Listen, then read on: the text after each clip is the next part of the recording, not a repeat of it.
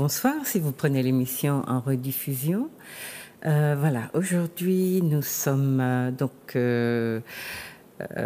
presque à la fin des vacances. J'espère que vous avez passé de très bons moments, que vous n'avez pas trop mangé, pas trop bu, beaucoup lu, beaucoup réfléchi, puisque notre société est une société de consommation qui nous incite à consommer et nos corps, les transformations que subissent nos corps nous montrent que nous sommes dans l'hyperconsommation et qu'il faut faire attention parce que, vous voyez, la durée de vie de nos gens diminue. Nos corps que nous semblons ne pas aimer nous échappent et j'aurais beaucoup aimé que nous réfléchissions aussi à ça. Pourquoi est-ce que nous laissons nos corps déborder? Pourquoi est-ce que nous laissons la consommation nous envahir? Pourquoi est-ce que nous ne sommes pas plus aimants vis-à-vis de nous-mêmes et de notre communauté? C'est très important qu'on y réfléchisse. Ça n'a l'air de rien, mais c'est pourtant un phénomène qui est récent et donc qui est construit. Donc il suffit que nous sachions le déconstruire pour essayer de revenir à nos valeurs et c'est important. Donc je vous rappelle que nous nous voyons une fois par mois, l'émission est rediffusée la semaine d'après, mais que si vous avez envie de nous faire connaître vos opinions et puis toucher nos invités, eh bien faites-le par le biais de la chargée de communication, Madame Manuela Montlouis, et puis laissez des coordonnées, on vous recontactera. Voilà. Je vous rappelle aussi que Zouk TV a besoin de votre aide. C'est une télé qui nous est précieuse parce qu'elle nous permet justement une parole libre et c'est précieux ça. Et puis, je remercie les techniciens qui se sont donnés du mal et se donnent encore du mal pour nous aider à vous faire passer un certain nombre de messages, puisque c'est par le biais des émissions que nous pouvons vous parler de certaines choses qui nous touchent de près. Aujourd'hui, j'ai le très très grand plaisir de recevoir une jeune cinéaste, réalisatrice, que j'ai découverte accidentellement parce que c'est elle en fait qui a cherché à avoir contact avec moi et franchement vous ne serez pas déçus et puis vous verrez que nous avons vraiment un grand vivier à la Martinique, en Guadeloupe, à la Guyane, dans nos régions où nous sommes si semblables, si proches et en même temps où on nous a tellement éloignés les uns des autres, mais nous sommes tellement dans les mêmes préoccupations et vous verrez donc aujourd'hui Marie-Sandrine Bakoul que je reçois qui est réalisatrice, monteuse images, coordinatrice des associations Soleil Production et Ethiopia. Vous verrez comment elle saura vous parler de nous-mêmes. Et puis nous avons sélectionné parmi ces films qui sont magnifiques, quelques petits extraits, mais il vous appartiendra de fouiller, d'aller plus loin, de chercher à voir tous ces films. Et pour les enseignants, les pédagogues qui nous reçoivent, qui nous écoutent, et puis les présidents d'associations, etc. Faites quelque chose de ces films-là. Ce sont de véritables outils. Et puis, le regard de la cinéaste est très subtil et touche à des problématiques qu'on essaie de tabouiser d'une certaine façon, ou bien de créoliser. Créoliser. Vous savez pourquoi je vous le dis ? Voilà, donc restons nous-mêmes, ancrés dans nous-mêmes, et puis voilà, avec beaucoup de plaisir, j'ouvre la discussion avec Marie-Sandrine Bakoul. Bonjour Madame c'est ça, Marie-Sandrine Bakoul, c'est ça. Bonjour Madame Smeralda. Oui, alors voilà, j'ai dit un petit peu, deux mots de ce que vous êtes, mais je voudrais aujourd'hui vous laisser beaucoup parler parce que j'ai été très étonnée de voir que une personne comme vous existait et qu'on n'a pas beaucoup, enfin moi, pas entendu parler de vous. Bien sûr qu'on a vu le film Les Pépites du fleuve, mais je me suis dit, mais c'est ça la pépite, c'est elle la pépite. Merci, c'est gentil. Et c'est d'elle qu'on n'a pas encore assez entendu parler. Et voilà, donc aujourd'hui, chers téléspectateurs, voilà le cadeau de la rentrée aussi pour nous aider à reprendre confiance et sortir des discours très pessimistes, etc. Nous avons une jeunesse fantastique et nous devons l'encourager. Donc voilà, dites-nous un petit peu qui vous êtes. Oui, Marie-Sandrine Bakoul, donc réalisatrice guyanaise, 31 ans, Donc effectivement, ça fait 4-5 ans que je me suis vraiment lancée dans la réalisation, puisqu'à la base, j'étais monteuse image. D'accord. Mais très vite, voilà, l'envie de raconter des histoires m'a pris. C'était comme instinctif pour moi. C'était important de raconter des histoires. Et vous aviez des modèles qui vous ont inspiré? Mais tous les films qu'on peut voir à la télé, après c'est vrai que moi je suis la génération Spielberg, donc vraiment avec des films touchants quand même. Mais après je pense que c'est aussi la musique qui m'a happée, puisque moi là-bas j'étais... oui, je chantais au fait. J'ai chanté. En Guyane, j'ai eu l'occasion de sortir 2 albums de rap. Donc voilà, des textes... ça m'a toujours intéressé, les textes engagés, puisque moi je fais partie d'une génération où on avait encore des thèmes, où vraiment les rappeurs avaient des messages conscients dans leurs textes. Et au fait, j'ai continué comme ça dans la musique. J'ai toujours poursuivi mes études à côté, dans les ressources humaines et la communication. Et à mon premier CDI, je me suis rendu compte que c'était pas cette voie où j'allais m'épanouir. Et j'ai fait le pari de reprendre mes études en montage et post-production. Et à peine la première année d'études, je commençais à regarder les concours vidéo, en fait. C'est comme ça que j'ai commencé la réalisation, en participant à des concours pour que les festivals organisaient. Et c'est comme ça que j'ai eu mon premier prix aussi. Oui, parce qu'il faut vous dire que tous les films de Marie-Sandrine sont primés, ont été primés. Ouais, c'est quand même assez... c'est encourageant, c'est sûr. C'est encourageant, mais c'est surtout rare. Dans toute une production, qu'elle soit reconnue. Surtout que la plupart des films, à part Les Pépites du Fleuve, c'est que de l'autoproduction. C'est-à-dire, c'est avec mes moyens, avec une équipe bénévole, militante, engagée, qu'on a fait ces films. Oui. Et c'est vrai qu'après, quand tu te retrouves sur le podium à côté de films qui ont été produits de A à Z, soutenus financièrement, tu te dis, bon, t'as hâte en même temps d'arriver à ce moment où tu seras aussi soutenu à fond, mais ça t'encourage, je te dis ok, il faut pas lâcher en tout cas. Il faut pas lâcher. Non, parce que c'est être à côté des productions financées, soutenues, reconnues, mais aussi essayer de dire dans cet univers-là des choses qui ne sont pas dites ou pas dites de cette façon-là. Il y a toujours un jeu pour plaire aux institutions. Du coup, c'est là où rien peut-être n'arrive au hasard, parce que c'est vrai que le fait de les avoir fait en autoproduction, j'avais une certaine liberté. On m'a pas dit à un moment donné, on m'a pas dit oui, non, ou ça, oulala, ce scénario, on n'y croit pas trop. Donc j'ai été un peu à l'instinct avec ce qui me motivait, ce qui m'animait, et finalement... ça plaît à tout le monde, quoi. Enfin, j'ai la chance que mes films touchent, même les institutions qui aident. Au contraire, aujourd'hui, elles m'encouragent à continuer parce qu'elles ont vu le travail. Oui. Elles ont vu le travail. Bien sûr. Et quand on entre dans vos films, d'ailleurs, c'est très important de le dire, on voit pas un petit cinéma bricoleur. On a l'impression d'être dans de vrais films. Tant mieux. Oui, on a vraiment l'impression d'être dans... Alors, la mise en scène, tout est très sobre et en même temps très soigné. Et très beau, les musiques sont très... Ça, c'est important. Mais du coup, c'est peut-être pour ça, voilà, comme je viens aussi de la musique, je pense que c'est très important pour moi, capital, les musiques d'un film. Et puis, c'est vrai où il y a de l'émotion, quoi. C'est ce qui va faire qu'à un moment donné, on va être touché. Donc, il faut bien les choisir. Et j'ai de la chance à chaque fois de tomber sur des bons compositeurs guyanais, enfin vraiment comme vous dites, on a vraiment des talents. Après effectivement il faut des films pour mettre en avant tous ces talents là, c'est-à-dire que moi aussi je fais attention dans mes films à mettre en avant même quelqu'un qui s'est pas vu chef de poste, mais je lui dis vas-y, essaye de vraiment d'être chef de ton poste, et puis c'est comme ça que tu resteras dedans et tu continueras. Oui, parce que vous avez aussi l'art et la manière de choisir vos acteurs. Ça dépend de vous entièrement. Oui. Après, j'ai toujours... C'est vrai que je fais quand même venir mes collègues pour les castings, mais bon, j'ai ma petite idée. D'accord. Et de belles surprises, parce que, par exemple, pour l'Histoire des Lions, le rôle principal n'avait jamais joué. C'était sa première expérience, Akam Jemba. Le jeune homme. Ouais, Akam Jemba. Qui est grand maintenant. Il me dépasse de 2 têtes, là. Oui. Quand on l'a tourné, c'était en 2017. Aujourd'hui, on est en 2019. En 2 ans, il a fait un bon... il a grandi. Non, mais il est extraordinaire. Mais tout le monde...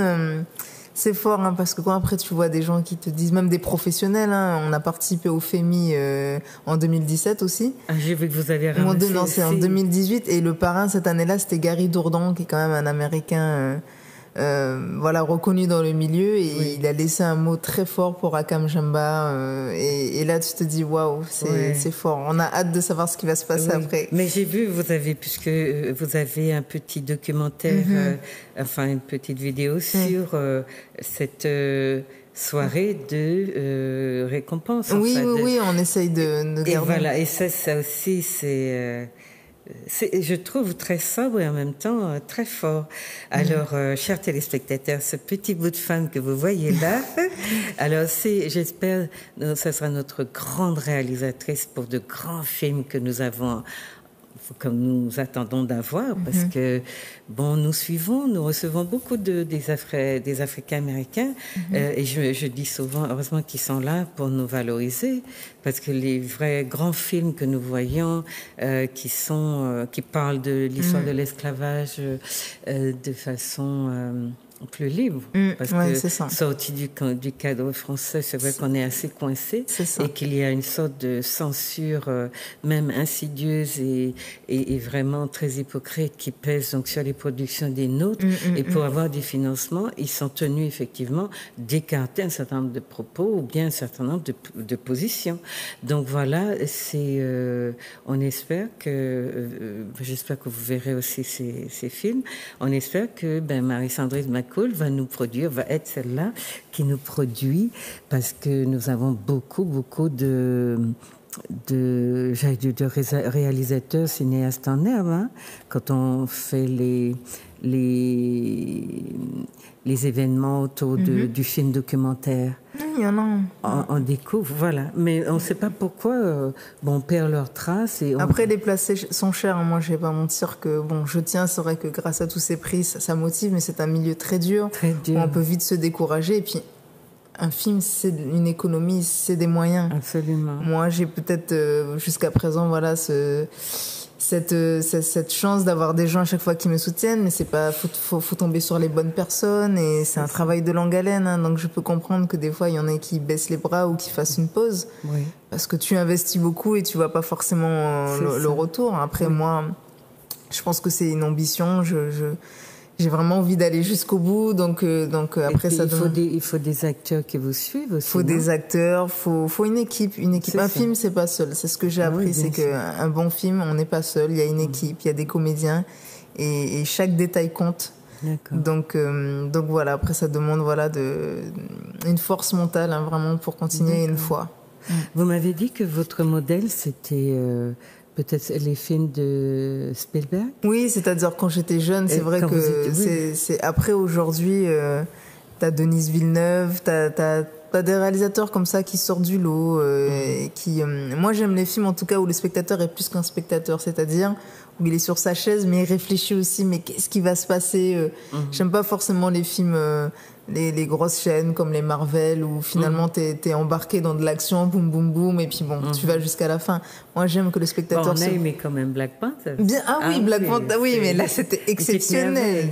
Il y a quelques pépites comme ça. Black Panther, j'aime beaucoup, et Spider-Man, mais sinon le reste, généralement, j'y vais pas. J'aime vraiment les films où le spectateur réfléchit, l'enquête aussi. Il n'est pas bombardé. Il n'est pas bombardé. Il peut prendre du recul, et ces films, bien sûr, quand tu sors de la salle de cinéma, Mais c'est ce qu'on aime. Enfin, moi, c'est ce que j'aime aussi, c'est le rythme de vos films.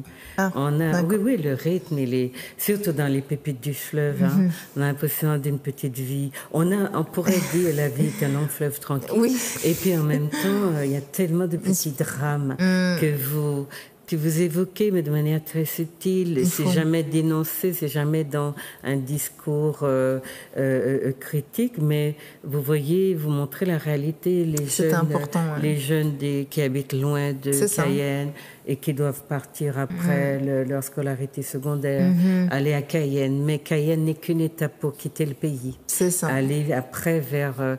et on voit donc des petites communautés qui ont été préservées jusqu'alors se découdre, se défaire, se déconstruire. Et on voit une sorte de fatalité, mais c'est aussi d'acceptation tacite de la jeunesse, de l'idée que c'est comme ça, oui, on va de toute façon, je veux partir parce qu'il n'y a rien au pays. Et puis, c'est dans l'ordre des choses, que les jeunes s'en aillent, que le pays se vide. Alors que finalement, si ces jeunes-là, parce que pour y avoir tourné un film, on leur ajouterait quelques... Très peu de choses. Ils resteraient, au fait. Oui, et puis ils ont gardé la langue. Oui, voilà, oui, c'est ça. Comment ils s'appellent? C'est les Djouka. Les Djouka, donc le Djouka, oui. Ils ont gardé leur langue, ils ont les savoir-faire ancestraux africains. Ouais, on a l'impression que Pour moi, eux, comparé à nous, c'est-à-dire pour moi, si on doit dire qui... Oui, quand tu les regardes, tu vois le lien avec l'Afrique. Tout de suite, tu le vois dans leur manière d'être, de faire. Bien sûr, aujourd'hui, voilà, chacun ses spécificités. Mais de vie communautaire aussi. Mais même, c'est ça. Oui. Donc, mais c'est vrai que comme les jeunes, on leur dit pas que c'est bien de savoir travailler la terre et tout, donc ils se dévalorisent. Et puis aujourd'hui, à l'arrivée d'Internet, il y a CanalSat dans toutes les maisons. Ce que je disais, des fois, dans les villages, il n'y a pas d'eau, mais il y a CanalSat. Donc, du coup, eux, ils voient ce modèle très occidental avec beaucoup de consommation, etc. Donc, finalement, aller à la bâtie, travailler la terre, pêcher, enfin tout ça, il se dévalorise. Mais moi, ce que j'expliquais, ce film-là, quand je faisais la préparation, c'était pendant les mouvements de grève, juste avant. Oui, 2007. Les mouvements de grève, voilà. Et moi, ce que j'ai vu, c'est que 2017, ouais. Ce que j'ai vu, c'est que nous, on pleurait parce que tous les magasins étaient fermés, mais eux, ils mangeaient à leur faim. Que les grandes chaînes soient fermées ou pas, ça changeait rien à leur vie.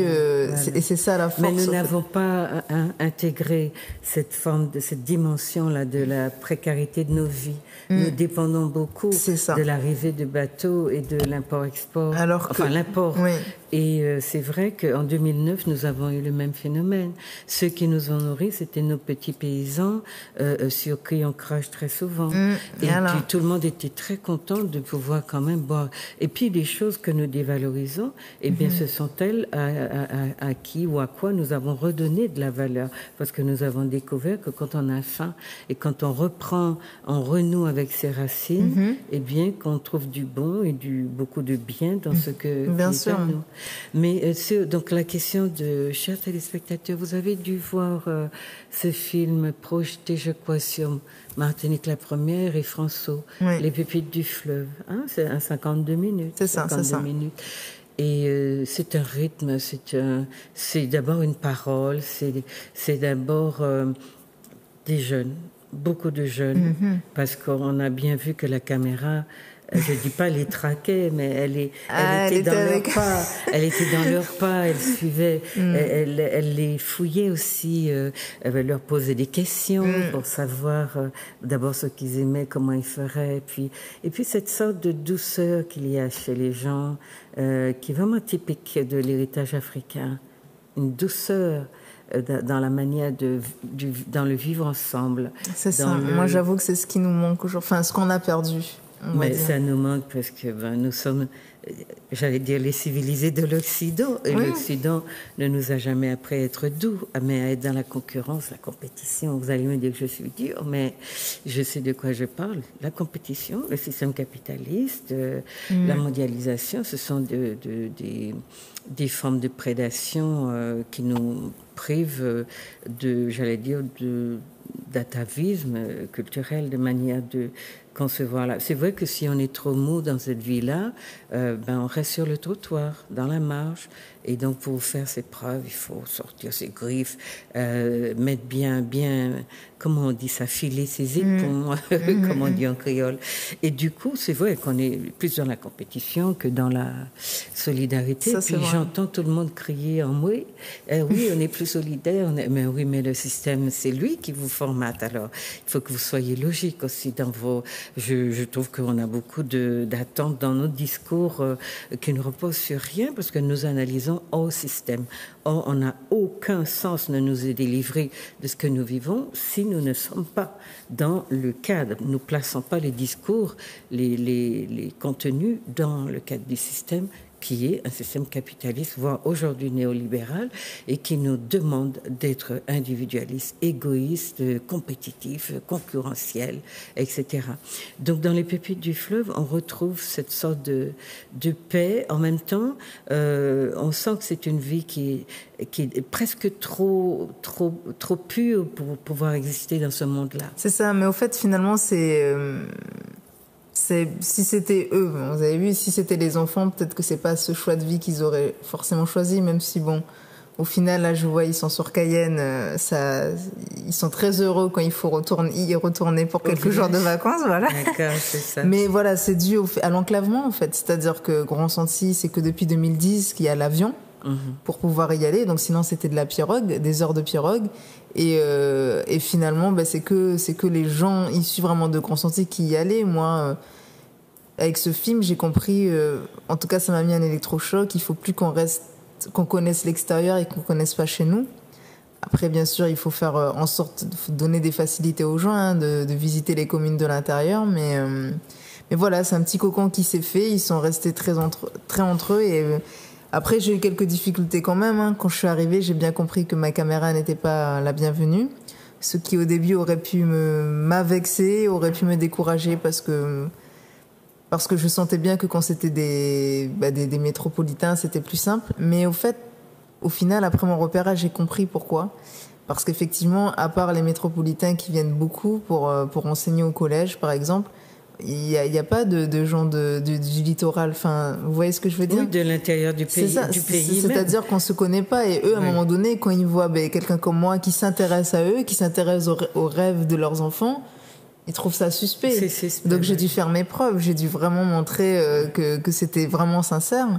Et j'ai tenu, mais je vais pas vous mentir que des fois c'était dur parce que tu trouves ça injuste. Mais en même temps, je comprenais. Parce que quand j'ai observé autour de moi, eh bien, c'est pas nous qui allons leur parler. Il y a une fracture et c'est ce que je disais dans ma note d'intention. C'est-à-dire que quand il y a des officiels, quand il y a le président qui vient, on dit oui, la Guyane est pluriethnique, mais au final, on se connaît pas.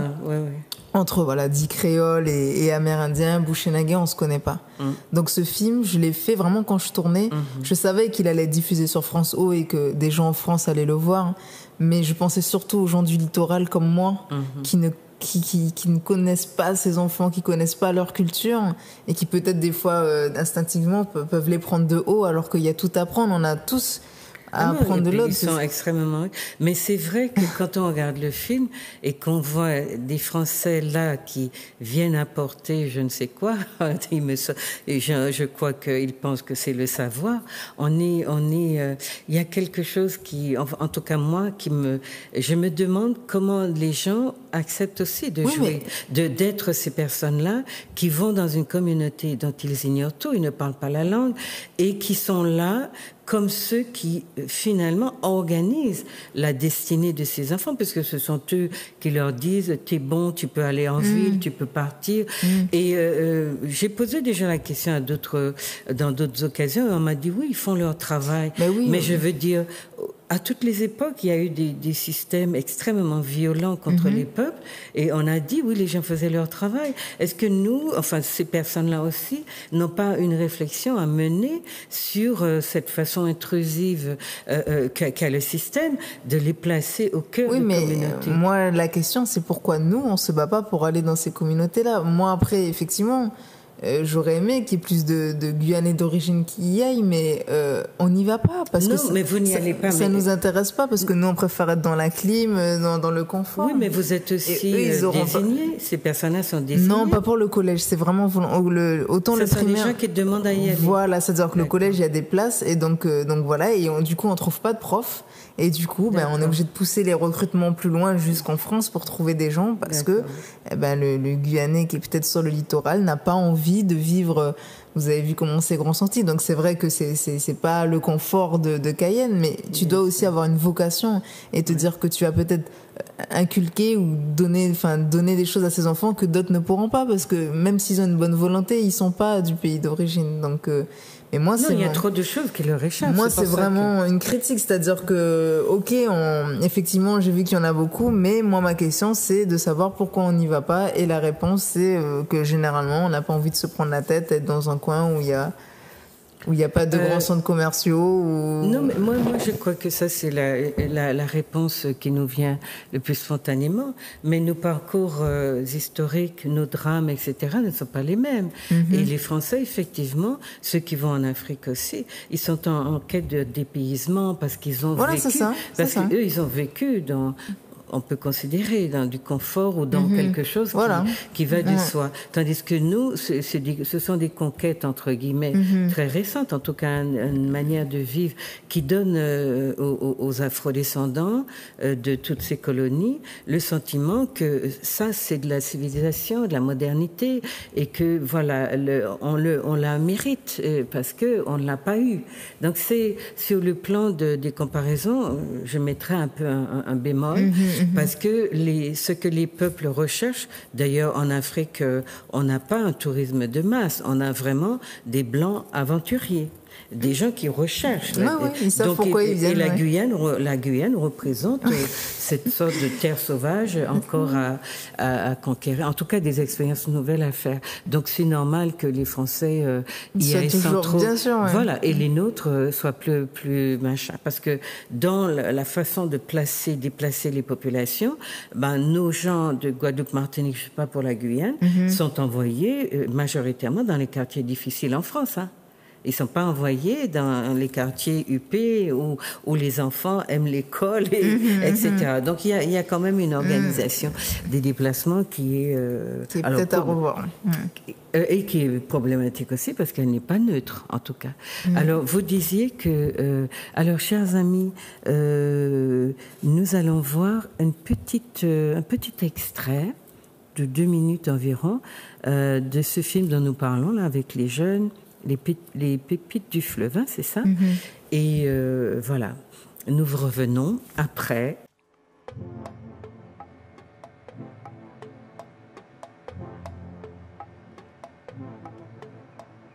Na França é rebe. Tiani da imagine de uma senta por aí, xingi, me xingi na eu. Mi. C'est de scène. Na taille plus lumière.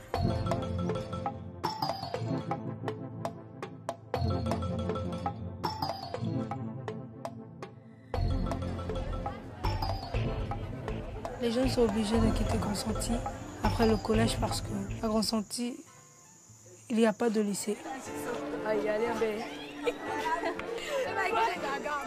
Si le lycée ne me prend pas, moi quand je vais faire des choses, il va me prendre d'abord.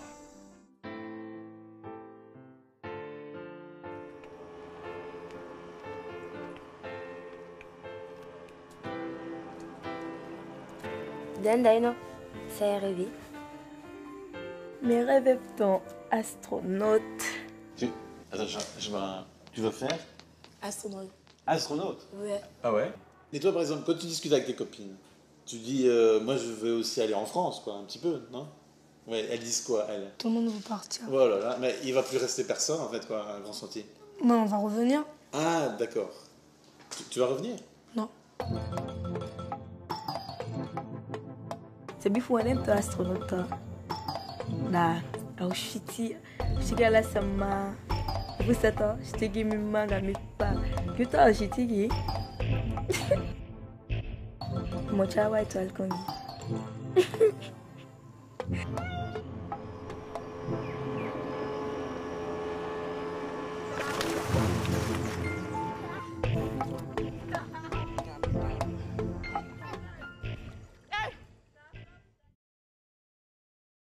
Je vais demander à Marie-Sandrine, voilà, pourquoi elle a choisi cet extrait-là. Hein? Dites-nous pourquoi. Non, c'est parce que voilà, il fallait faire une bande-annonce et c'est vrai que c'est compliqué quand il faut résumer 52 minutes en quelques minutes. C'est ça. Donc j'ai essayé avec mon monteur du coup à prendre les meilleurs extraits qui puissent donner envie aux gens en tout cas de regarder ce film et de découvrir la vie de ces jeunes pépites. C'est d'ailleurs pour ça que j'ai choisi, bien sûr, ce film. Elles sont magnifiques. Et puis les coiffures. Les coiffures. Vous leur avez demandé? Non, c'est marrant parce que toutes les personnes qui voient le film, ils sont là, les coiffures, les coiffures. Elles sont magnifiques. Et puis elles sont belles. Ouais, elles sont vraiment... C'est des visages extraordinaires. Ça, c'est vrai. C'est vrai et qu'on aimerait voir plus souvent à la télé, ça, c'est sûr. À la télé, mais je veux dire... Quand on pense qu'on trimballe avec soi encore, ou derrière soi, ce boulet du manque de confiance en soi, de la question de l'esthétique qui ne serait pas la bonne, enfin, c'est hallucinant quand même comme on nous a travaillé. Hein. C'est violent quand on pense que tant de beauté se perd parce qu'on n'y croit pas finalement. Elles le font, bien ils le font, mais et ça n'est pas encore ça qui représente, vous voyez. Et puis après, elles ont encore plein d'étapes. C'est aller à Cayenne, Saint-Laurent, peut-être aller en France, et là, c'est là où tout se joue. Hein. Là, ça va se jouer, la confrontation avec le regard de l'autre. Parce que là, c'est vrai qu'au sein de la communauté, il y a une préservation aussi de ce rapport à soi, à l'identité, mais ailleurs, confronté à... C'est pour ça que j'explique aux gens que l'identité n'est pas figée, hein, c'est plastique. Et parfois, si vous voulez, le substrat même n'a pas été consolidé suffisamment, eh bien, vous dérivez très facilement entre les regards, les discours, et puis ce que vous voyez faire, restez vous-même, ça devient quelque chose de compliqué. C'est véritablement un combat, un combat, un défi, enfin tout ce qu'on veut. C'est un challenge à tenir. Mais je pense que leur force à eux, c'est finalement la langue. Ah oui, elle est ça, c'est D'ailleurs, c'était vraiment une volonté pour moi de ne pas les doubler, mais de sous-titrer quand ils parlent. Mais c'était parce que je voulais qu'on entende la beauté de cette langue. Et puis dire comme ça, là, en Guyane, il y a des cyprès en même temps, des gens qui ont réussi malgré tous les problèmes d'assimilation, et puis de voir les tout petits parler leur langue tout naturellement. Naturellement. Et même quand t'es avec eux, ça m'arrive maintenant, on est tous ensemble, naturellement, vraiment, ils vont me parler en français, mais ils parlent vraiment en djouka. Et mine de rien, c'est quelque chose qui, du coup, consolide leur culture. Je sais pas, il y a un truc en plus. Mais c'est ce qui la préserve. Parce que le contenu est dans la langue. Et nous, d'avoir perdu nos langues aussi, font que nous sommes plus facilement exposés à des formes d'aliénation et à l'assimilation, parce que nous reprenons des concepts dans la langue française qui ne nous vont pas du tout. On sent que c'est contre nous, et pourtant, personne n'a d'état d'âme à utiliser la langue dans ce qu'elle a d'extranéité pour nous, parce qu'elle dit des trucs sur le noir, par exemple, qui sont affreuses, mais nous reprenons ces expressions-là. Ah, c'est noir, c'est quelqu'un de... On reprend. Donc voilà, vous avez vu donc un petit extrait, et j'espère que ça vous donnera l'envie de voir tout le film qui est sur YouTube, non? Non, il n'est pas sur YouTube. On peut le retrouver encore sur en replay sur France Télévisions. Voilà. Et sinon, attendre les prochains festivals. Ah oui, voilà, mais débrouillez-vous pour trouver ce film. Déjà, il a été récompensé au Festival panafricain de Cannes, et ça, c'est une vraie fierté. Vous avez parlé de beaucoup de récompenses, mais écoutez, moi, je ne retiens même pas les récompenses, parce que tous les films qu'elle a... Alors, peut-être qu'on va en profiter pour les citer. Vous voulez bien? Alors, les films, donc, il y a 2030. D'accord. L'Histoire des lions. Les pépites du fleuve. Et puis après, pour les plus anciens, les tout premiers qui m'ont quand même lancé, c'est Sur le chemin de la vérité et Comment passer de l'adolescence au monde adulte en 90 secondes. D'accord, donc moi je l'ai pas, mais j'ai et il y a l'argent intègre du Dr Zala. Alors lui, c'était pour un concours pour lequel j'ai voulu participer. On est parti tourner au Burkina Faso. Et là, on est tombé sur ce monsieur. À la base, en fait, il a fait changer mon scénario. C'était pas vraiment sur ça. Et quand tu rencontres un monsieur, c'est vrai qu'on a cette image de l'argent, l'Africain corrompu. Voilà.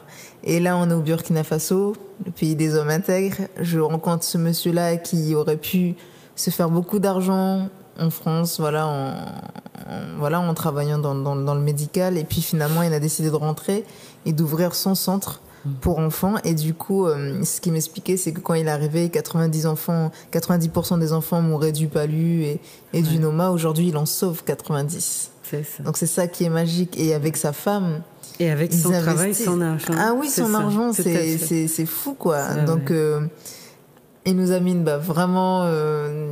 Mais la question du préjugé, elle est importante aussi, parce que vous l'abordez, c'est toujours très subtilement, même dans les pépites du fleuve, il y a toujours des petites choses comme ça.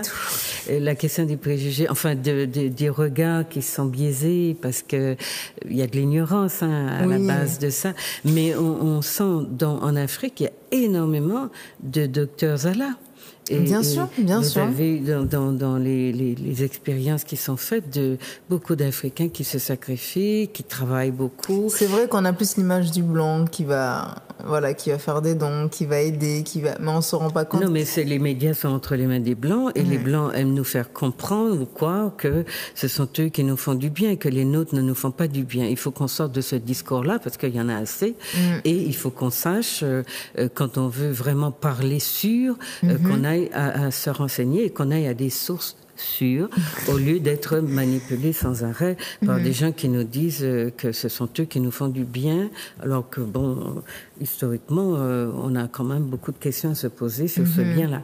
Bon, voilà, donc ça c'est une mais oui, c'était important, c'est-à-dire qu'on est arrivé devant quelqu'un qui se sacrifie tous les jours et qui compte pas ses heures. Enfin, il se sacrifie, c'est-à-dire qu'il aime son peuple. Il aime son pays, voilà, qu'il a une part. Il a un rôle à jouer. Pourtant, il aurait pu rester en France. Il a dit non, il rentre. Voilà, comme beaucoup des nôtres, malheureusement, qui sont surdiplômés, qui sont très bien, etc., mais qui lâchent leur pays entre les mains d'autres et qui ne se sentent pas responsables du tout de la destinée de leur peuple. Ça, c'est des choses aussi sur quoi il faut réfléchir et puis arrêter de dire que les nègres sont corrompus parce que tous ceux qui sont bien, qui pourraient élever le niveau de leur pays, foutent le camp, pardon. C'est comme ça que les choses sont.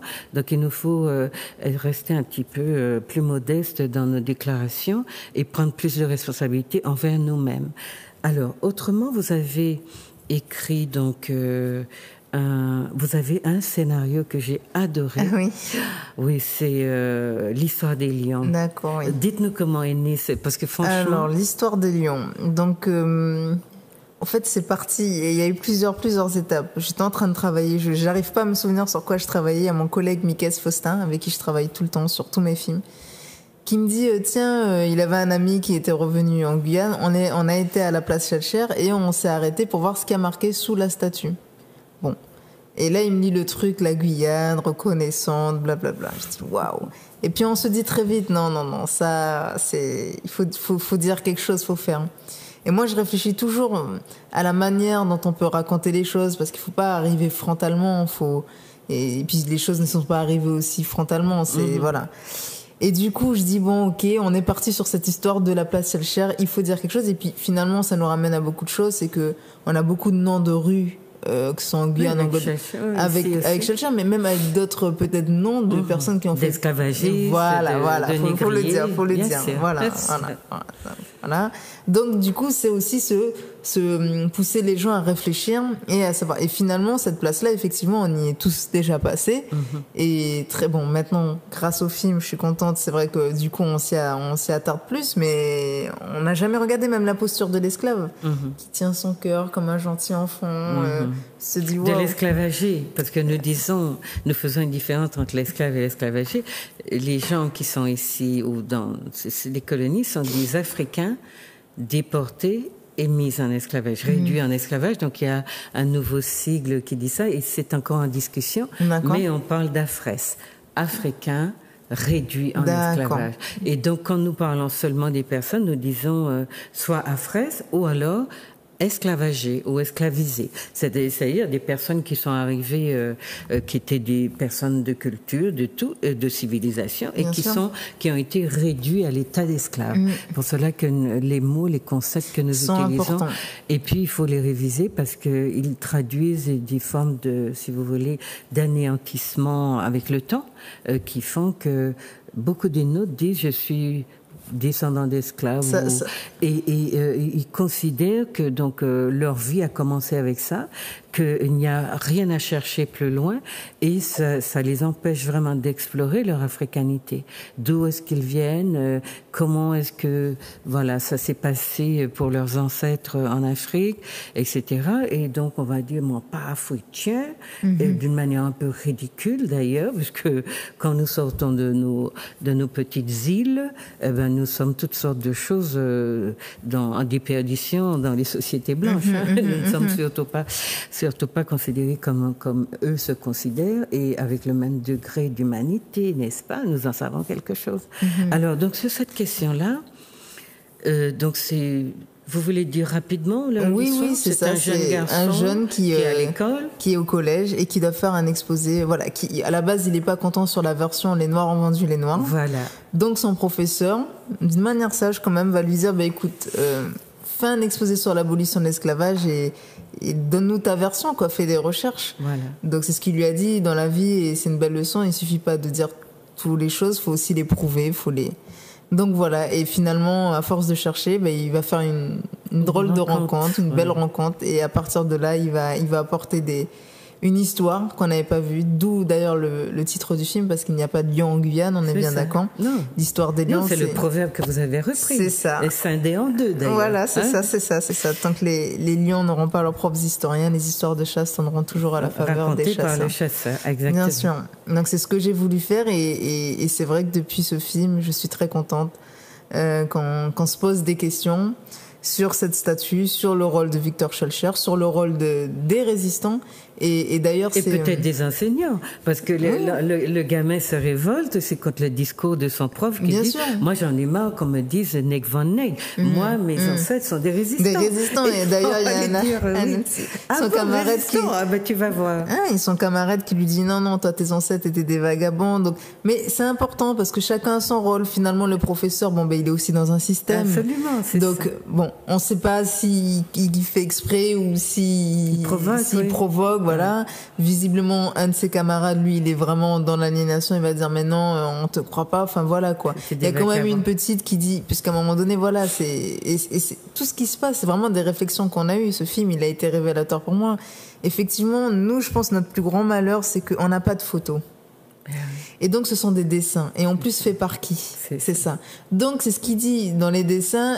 Ils ont toujours des poses artistiques. Genre, tu prends un coup de fouet, t'es en mode... alors que non. Non, il est révolté parce qu'on ne voit pas la douleur, on ne voit pas. On ne la voit pas dans aucune trace. C'est ce qu'il dit. Et donc, il y a une de ses camarades qui dit, oui, arrêtez de nous glouglouter. Bon, voilà. C'est-à-dire qu'à un moment donné, on veut voir ce qui s'est passé. On ne veut pas des choses forcément gore. C'est même pas... On veut ce qui s'est passé. Connaître la vérité. Et puis, ce qui est formidable aussi, c'est que toute la classe l'accompagne finalement. Après, oui, voilà, parce qu'il y a une réflexion. Oui, il y a et puis pour les gamins, les jeunes, c'est logique aussi, c'est cette revendication du jeune homme. C'est logique, mais c'est vrai.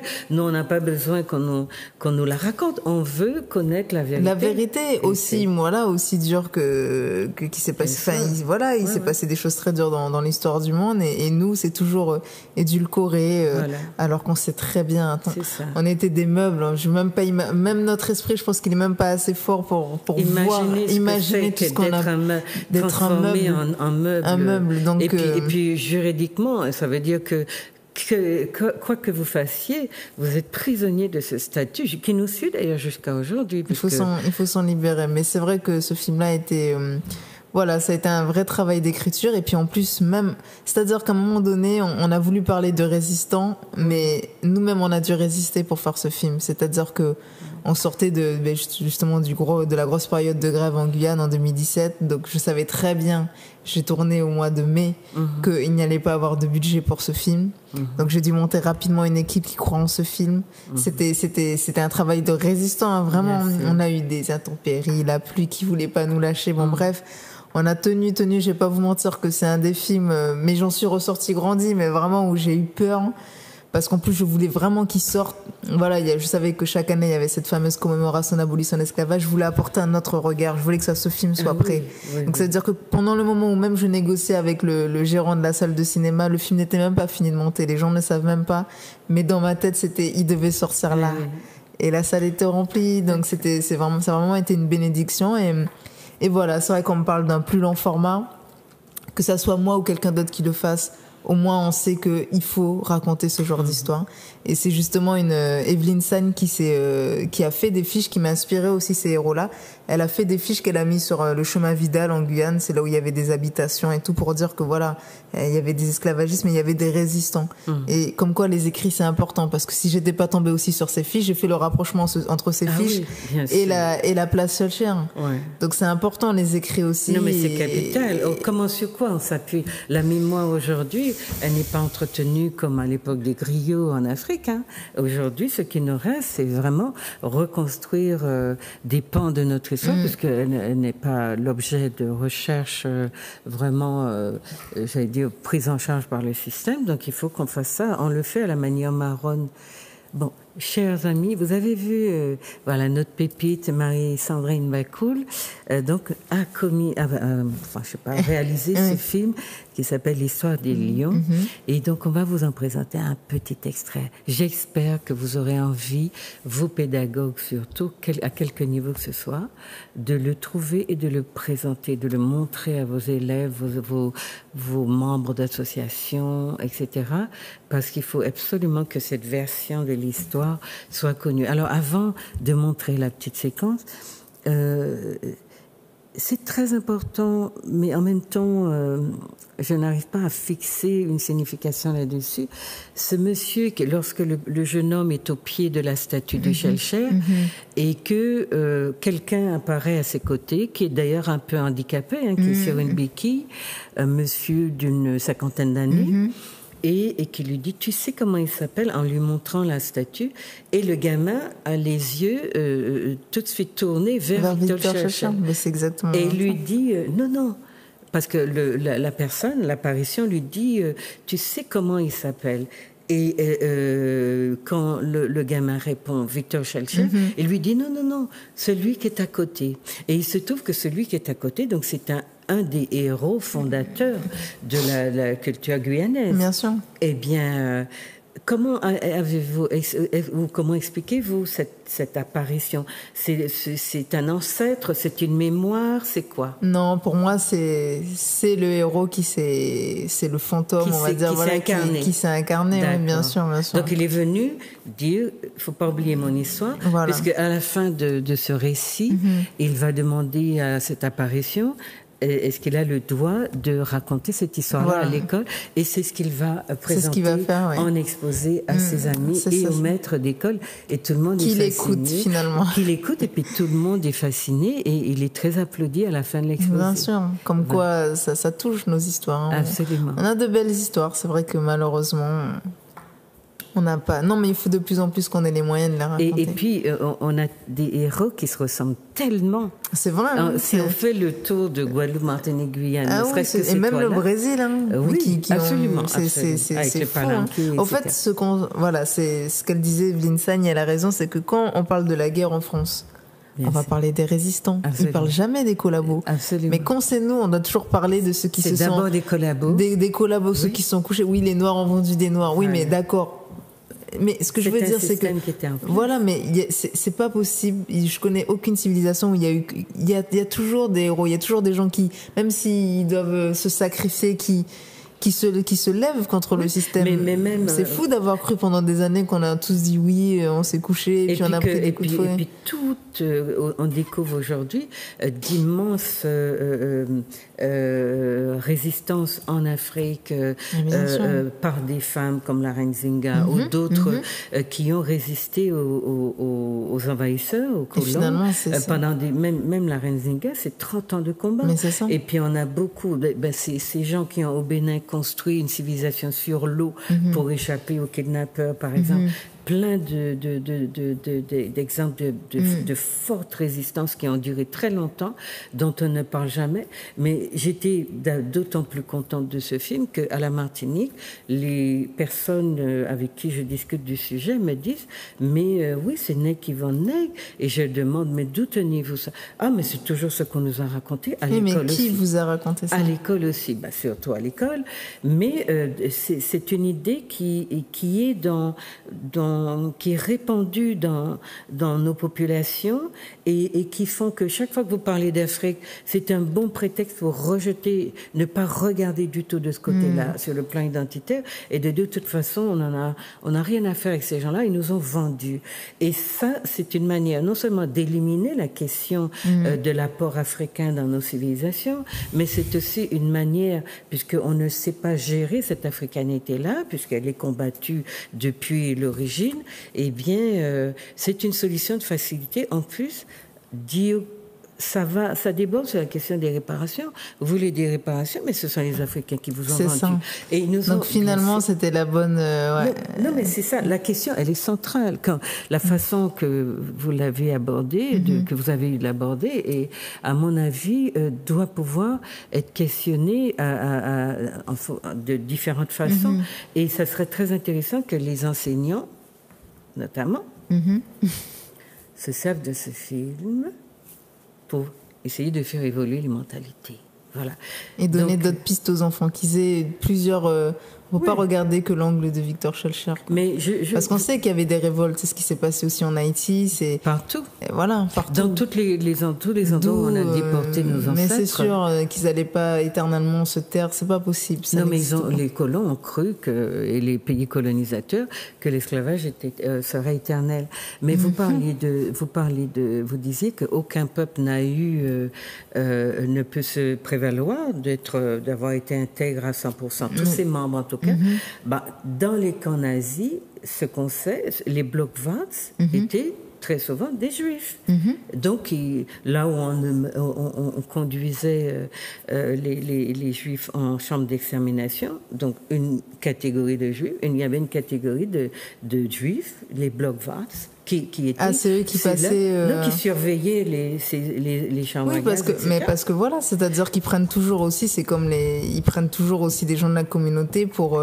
voilà. C'est le même stratagème. C'est un système que nos amis, téléspectateurs notamment, devraient comprendre, au lieu de venir dire oui, il n'est contre nous. Il faut savoir pourquoi ils avaient intérêt à mettre des Noirs contre des Noirs. Et des Juifs contre d'autres Juifs.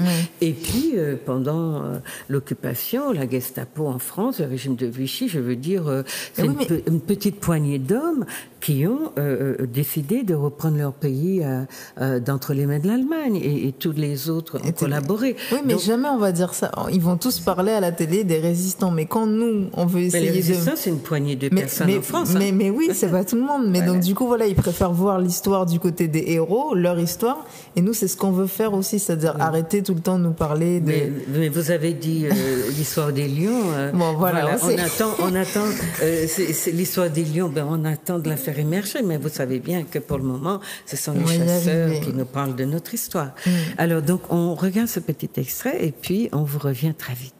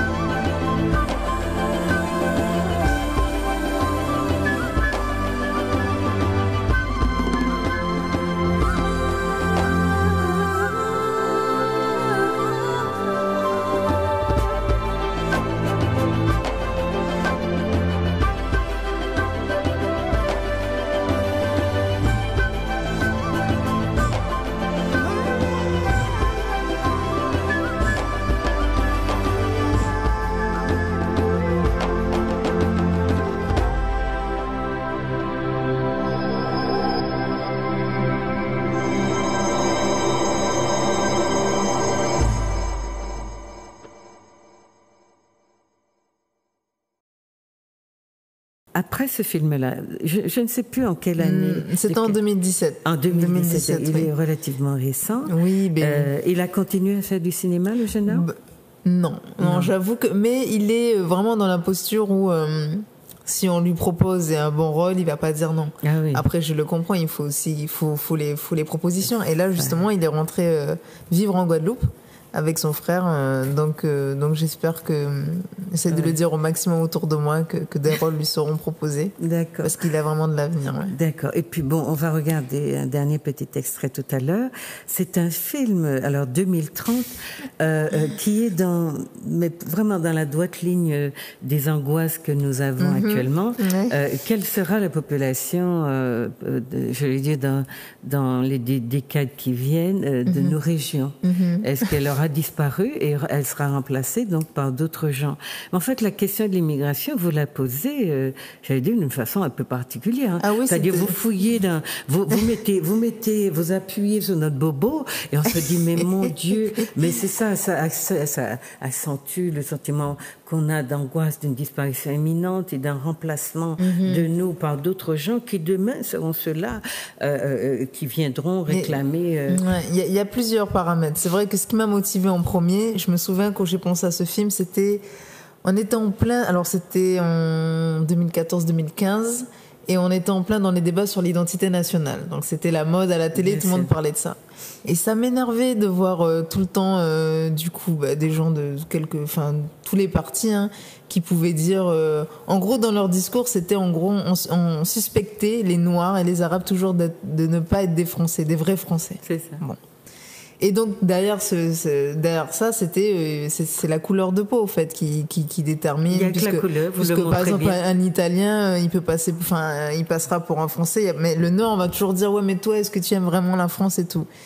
Et donc, dans leur manière, dans leur discours, des fois, pour certains, tu te sens bien que s'ils pouvaient virer tout le monde, ils auraient viré tout le monde et c'est tout. Mais la question de mon film, c'était de me dire, c'était de leur rappeler que n'oubliez pas que beaucoup de gens de chez nous sont chez vous, mais beaucoup de gens de chez vous sont chez nous. C'est-à-dire que dans leur plan, dans leur rêve, ils voient bien, virer les Noirs et les Arabes, mais ils oublient qu'eux-mêmes sont répartis. Mais bien sûr. Et ils se sentent bien. Et ma question, c'est pourquoi on remet toujours en question. Moi, personnellement, je peux vivre partout. Hein, j'ai pas de pays, en particulier. Mais pourquoi, par exemple, il y a des Noirs qui se sentent très bien en France. Hein, c'est comme ça, c'est la vie. Pourquoi toujours suspecter cet homme-là ou cette femme-là de est-ce que vous aimez la France tout le temps? Mais chez nous, il y en a qui sont là depuis des années, des Blancs qui sont en Guyane ou à La Réunion ou en Guadeloupe ou en Martinique. Tu leur dis de retourner en France, jamais ils voudraient retourner. Et puis qui restent là 20, 40, 50 ans, qui ne parlent pas la langue. Mais ce qui nous frappe dans votre film, c'est que ce sont eux qui détiennent désormais la langue. Ah oui, mais il le parle, ça c'est clair que dans le truc, oui, bien sûr, il le parle, ça c'est sûr. Et donc parmi eux, ils sont tous blancs. Oui, ils sont tous blancs. Et puis, ce sont eux les futurs, j'allais dire autochtones. Et il y a quand même quelque chose. Oui, c'est-à-dire que vous êtes allé très loin dans l'extrapolation, mais c'est pour ça que je l'ai appelé 2030 le film. Et plus on s'approche de 2030 aujourd'hui de là. On s'approche de 2030 et on se dit, c'est ça. La réalité, c'est que on le voit déjà pour les jeunes Français qui viennent s'installer dans ces régions-là, c'est beaucoup plus simple pour eux de parler le créole gras et gros et fort, et puis de prendre tout ce qui est comme culture ici et de se l'appliquer en revendiquant désormais des droits d'être d'ici et pas d'ailleurs. Et ça, c'est interdit aux Noirs. C'était ça. C'est-à-dire, ma question, moi, je pars du principe que c'est vrai, pour moi, la couleur de peau ne détermine pas le pays que tu portes dans ton cœur. Chacun est libre.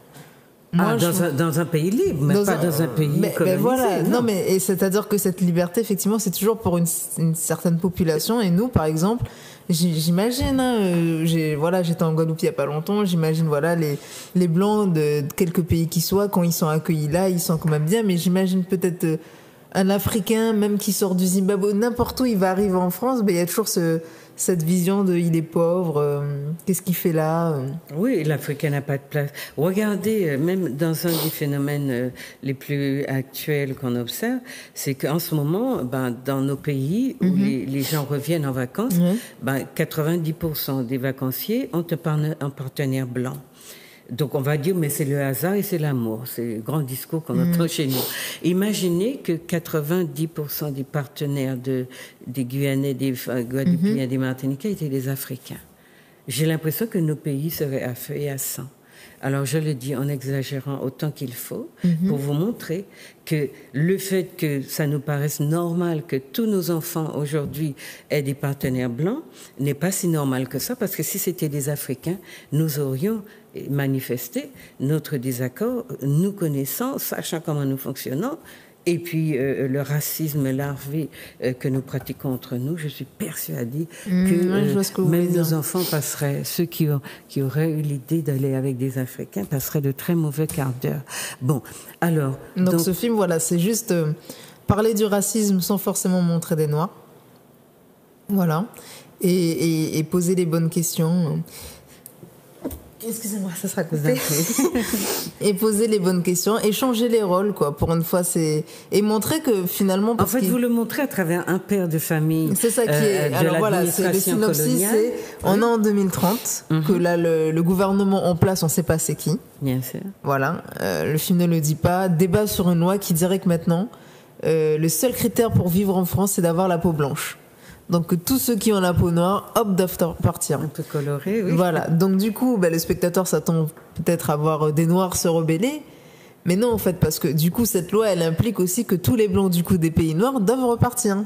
Et eux, ils sont pas contents, parce qu'ils se considèrent peut-être plus réunionnais que parisiens, plus guyanais que bordelais, enfin voilà, et c'est ça qui est intéressant. Et le but de mon film, c'était aussi de leur faire comprendre que on est autant, enfin... Je pense qu'ils sont plus chez nous que nous on est chez eux, mais voilà, c'est des deux côtés, quoi, et que laisser les gens tranquilles, quoi, qu'on puisse, voilà, habiter bien sûr dans le respect. C'est clair que moi j'ai vécu en Nouvelle-Calédonie et que ce qui se passe là-bas, par exemple, c'est quelque chose qui me touche beaucoup. Nous encore, il y a plein de choses à dire sur eux, quoi. Et puis en plus, je les trouve, ils sont vraiment dans la revendication, quoi. Nous, on sait pas encore de quel côté on est, mais eux, moi, je trouve que clairement... ce sont des peuples autochtones. Il faut pas qu'on oublie comment nous sommes arrivés dans ces régions-là. Oui. Et donc, avec un déni tellement fort de nos origines africaines, etc., que plus le temps passe, plus les racines s'érodent. C'est ça.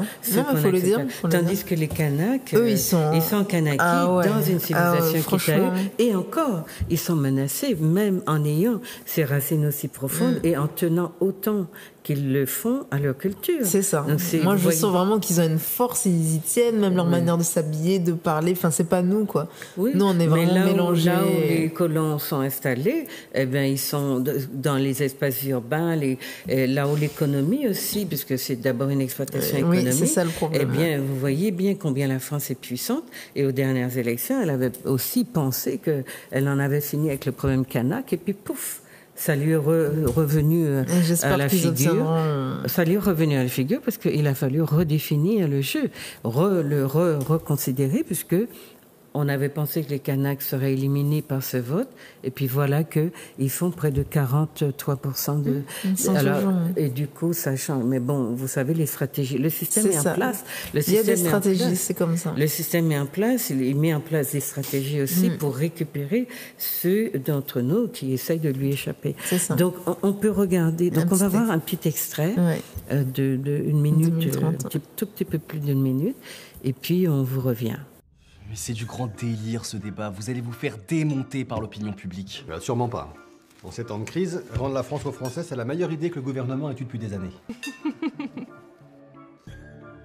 Et si cette loi passe, je pense que tous les Blancs des 4 coins du monde seront ravis de se retrouver enfin chez eux. Eh ben, tu sais quoi? Si la loi, elle passe, moi, je me casse. T'entends, je me casse. Parce que franchement, rester qu'avec des emmerdeurs comme toi, on va bien se faire chier. Alors, Daniel, tu fais quoi? On t'attend depuis tout à l'heure. Ok. Mais attends, on est débordés, là. Il y a une bande d'immigrés qui fout le bordel. Ils veulent pas rester chez eux. On a besoin de toi pour nous aider à les canaliser.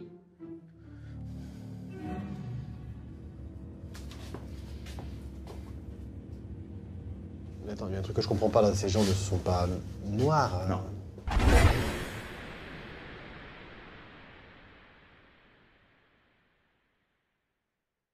Je pense que vous avez dit en gros ce que le projet que vous aviez, et donc ce qu'on observe dans ces choix-là, mais aussi dans tous les autres films de vous que j'ai vus, c'est que vous touchez à beaucoup de styles différents. Il y a une mise en scène qui fait qu'on entre dans du cinéma.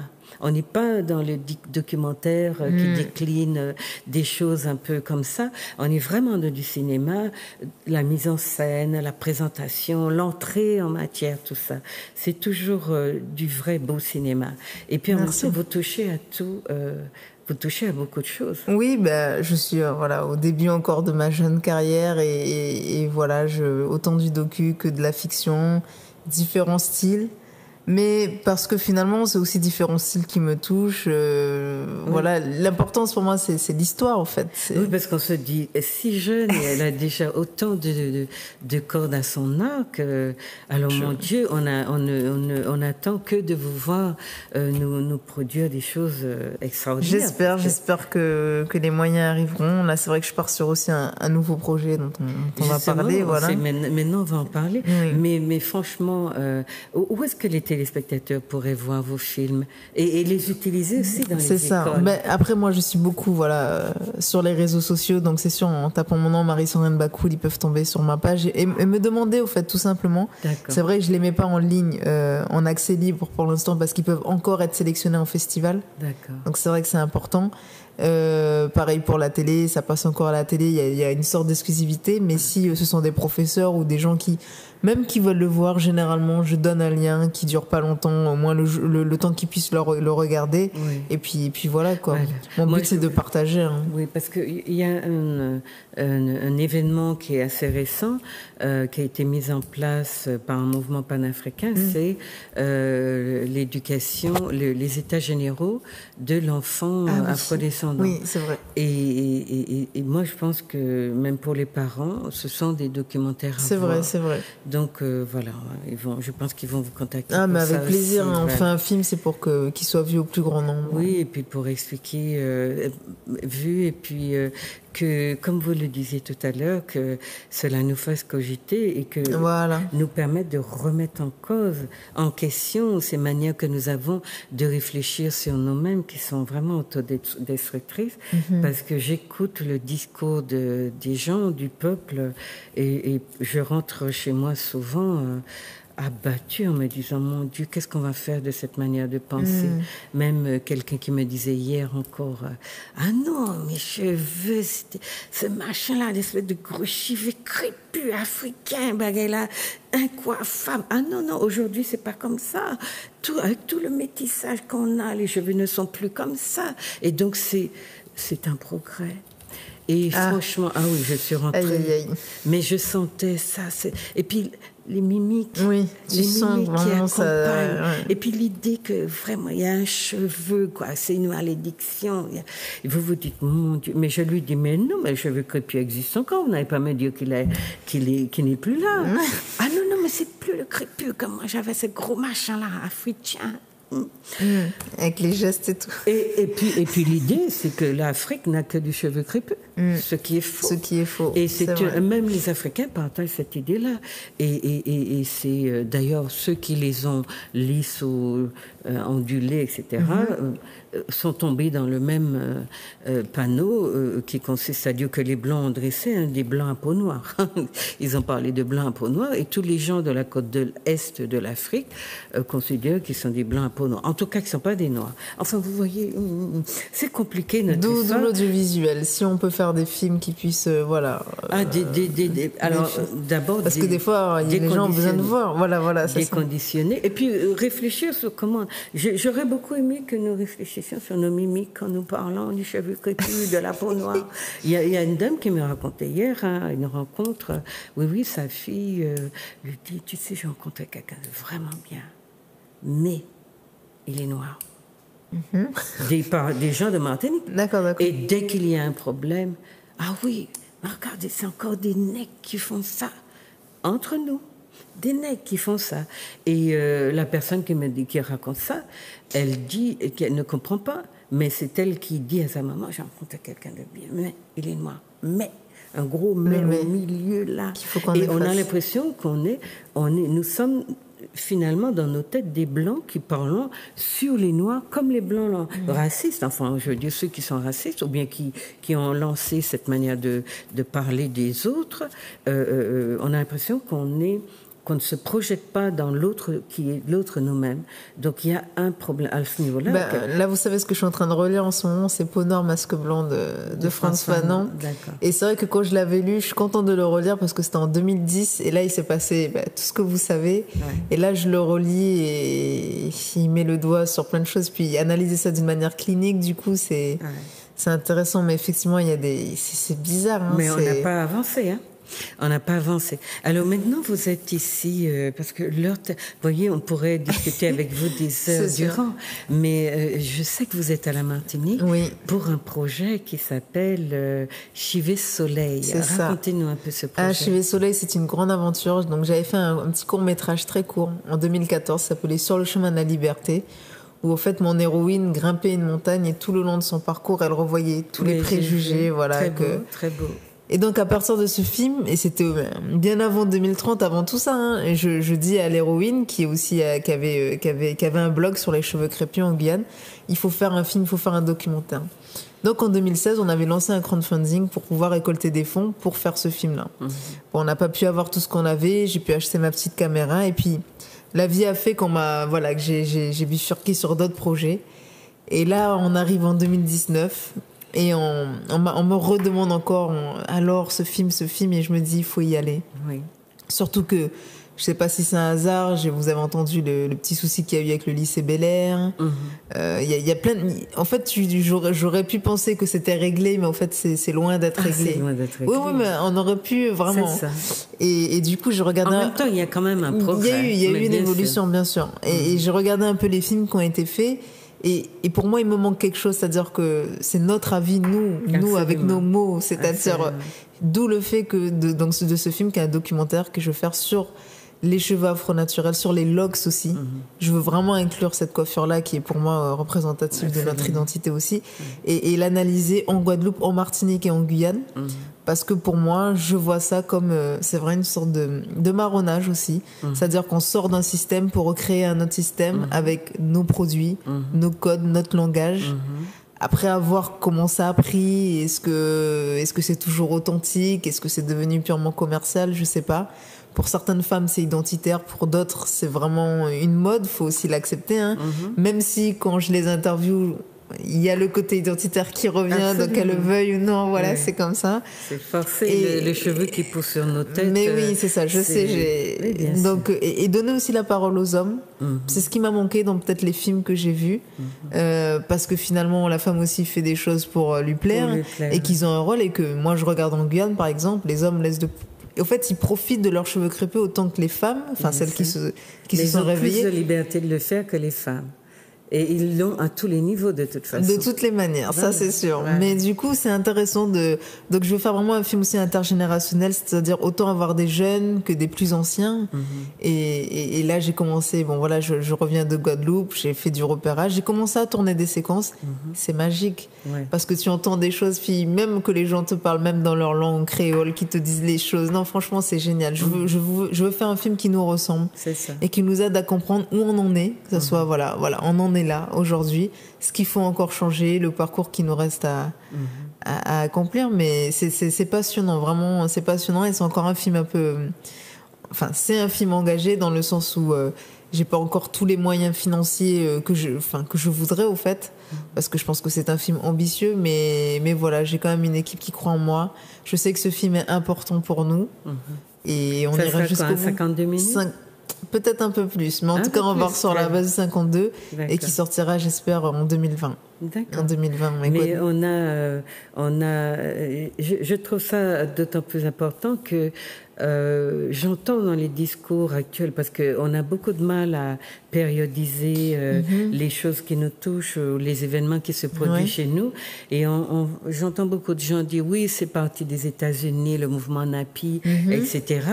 Et qui le comparent au mouvement des Black Panthers. C'est pas vrai. Ah non, mais je peux dire qu'à partir de Peau noire, cheveux crépus, il y a eu quelque chose. Ça, c'est vrai que et je peux le dater, puisque je sais comment c'est parti. Mais je l'ai vécu. Avec le salon de Boucle d'Ibène. Donc je sais comment c'est parti. Et je sais que c'est dans l'espace francophone que ça a pris naissance. Et pour nous, c'est très précieux que nous le disions, que ce n'est pas une copie de ce qui s'est passé aux États-Unis. Par contre, ce qui s'est passé aux États-Unis est absolument fondamentale pour le monde noir aussi, dans la mesure où... Ils sont plus exposés. Ils sont plus exposés, mais c'est véritablement une revendication du cheveu en tant que, j'allais dire, prolongement politique de soi, en tant que territoire. Ce qui n'était pas le cas lorsque nous avons commencé à lancer la problématique autour de peau noire, cheveux crépus. C'était d'abord un ouvrage sociologique, un travail sociologique et une réflexion sur comment est-ce qu'on peut vivre à côté de son corps et passer son temps à le maltraiter. Donc, peut-être qu'il y a un lien à faire entre les Black Panthers et ce qui s'est passé en France, dans l'espace francophone, mais ce qui s'est passé chez les Afro-Américains, les Africains-Américains, c'est d'abord de considérer que le cheveu est un territoire qui appartient au corps et qu'il est politique. Et en tant que tel, il va accompagner une revendication politique. Tandis qu'en France, on n'est pas dans ça. Ça ne veut pas dire que la question identitaire n'a pas de ramifications politiques.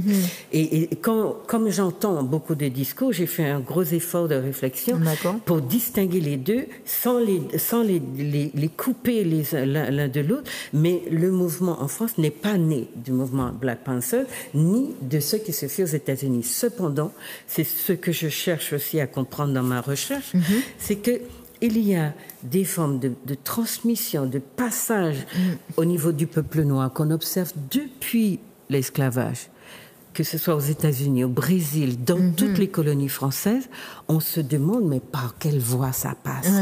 Et c'est ça qui est passionnant, de comprendre que finalement le peuple noir a des liaisons, je ne sais pas si elles sont souterraines quoi, mais ils se parlent à distance malgré les langues, malgré tout.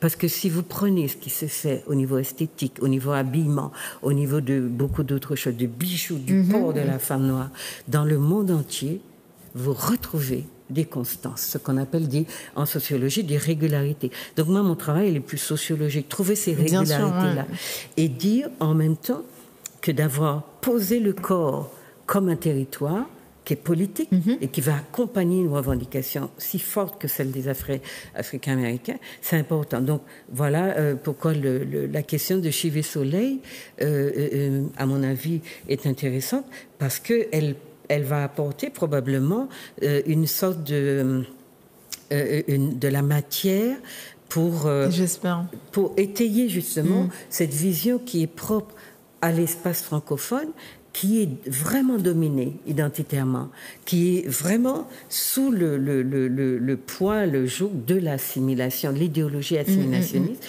Et on se dit, mais comment ça se fait que, voilà... on ne tue pas l'homme totalement, quels que soient les projets. Le but, c'est d'avoir des réponses et voir comment. Alors, c'est vrai que à la base, même en 2016, on voulait même mettre Haïti dans le projet aussi. Mais bon, voilà, un film, c'est aussi, comme je dis, une économie, c'est beaucoup de choses. On verra où ça nous mènera. C'est vrai qu'il y a la Réunion aussi, on n'y pense pas, mais il y a plein de territoires comme ça. Surtout que la Réunion disparaît petit à petit. C'est ça. Donc voilà, un projet ambitieux, mais que je compte terminer, mener essayer d'aller jusqu'au bout. Donc vous êtes à la Martinique pour une petite semaine? Voilà, pour une semaine, mais je reviens au mois de septembre. Je reviens, c'est un film qui va se faire en plusieurs fois, c'est normal. Oui. Donc je vais déjà rencontrer des personnes et puis voilà, essayer de trouver des témoignages forts. Et ce que je veux dans ce film, c'est aussi voir de la pratique. C'est-à-dire que dans beaucoup de films, c'est vrai qu'on a beaucoup de femmes qui parlent. Et moi, je veux qu'on soit avec les femmes, qu'on voit comment elles entretiennent, quels soins, qu'on voit et puis qu'on aborde différents domaines, les cheveux crépus et la séduction. Je veux vraiment analyser l'évolution de la représentation de la beauté de la femme, d'où le fait que je me rapproche aussi des concours de beauté. Par exemple, là, j'ai vécu un peu l'élection de Miss Guadeloupe. C'est vrai qu'on voit des candidates de plus en plus naturelles. J'en suis sûre que si on reprend les candidates il y a même 5 ans, c'était pas autant crépus, faut le dire. Mais non, mais l'une des conditions, c'était ça. Cheveux naturels. Voilà. Donc là, maintenant, on a des femmes qui s'assument. C'est l'élection de la reine de Saba. Voilà, la reine de Saba. Par l'association Racine, dans le cadre du mois de l'Afrique. c'était une des conditions, c'est le cheveu crépus. Ben voilà, c'est ça qu'il faut de plus en plus. Mais voilà, analyser tout ça et voir où on en est, où nous en sommes et ce qu'il faut améliorer. Et même entre les différents, que ce soit la Guyane, la Guadeloupe et la Martinique. Les transversalités, ça va être intéressant. Extraordinaire. Ouais, c'est ça. Parce que c'est ce que je vous dis, il y a des canaux souterrains, des ramifications. J'aime bien la métaphore, des petits canaux. Ne sait pas, oui, mais je ne sais. C'est vraiment depuis que j'ai commencé mes recherches et à chaque fois je lis des choses sur nos différentes régions, même en Afrique. Je me dis mais comment? Parce que on n'a pas idée, mais les rôles sont inversés entre la matrice africaine et la diaspora.